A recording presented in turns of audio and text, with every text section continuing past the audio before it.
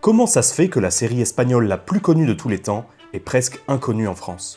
Salut et bienvenue dans On parle de trucs rigolos d'autres pays. Aujourd'hui, on part en Espagne avec la série comique Aquí no hay quien viva.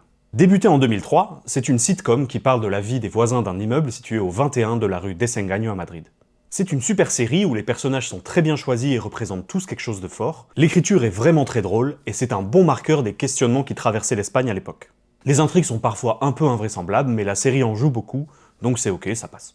Un truc que je trouve cool, c'est que c'est une série qui reste très grand public, mais qui est un peu moins lisse que les sitcoms états-uniennes, parce qu'il y a un petit peu moins de règles en Espagne, et du coup, ça apporte un côté un petit peu différent qui est très intéressant. Un des trucs que je préfère dans la série et que beaucoup de gens apprécient en Espagne, c'est les personnages des trois vieilles commères, qui sont hyper bien écrites, hyper drôles, et qui donnent de la cohérence aux intrigues en foutant le bordel dans l'immeuble. La série a été un carton absolu en Espagne, c'est tout simplement la série la plus vue et la plus rentable de l'histoire de la télévision espagnole. C'est absolument culte. ¡Váyase, señor Cuesta! ¡Váyase! Mais alors, pourquoi la série n'a-t-elle pas réussi à franchir les Pyrénées?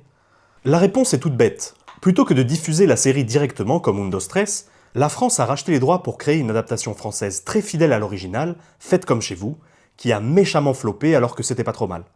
Le comique est quelque chose d'extrêmement situé dans un contexte ou dans une culture. C'est d'ailleurs pour ça qu'on fait des adaptations de séries comiques, mais du doublage de séries dramatiques.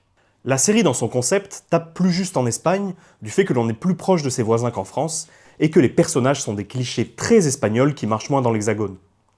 De mon côté, je vous conseille fortement d'aller voir la version originale. Il me semble que c'est dispo légalement sur Prime, et c'est une super alternative à Mundo Stress pour essayer d'apprendre l'espagnol.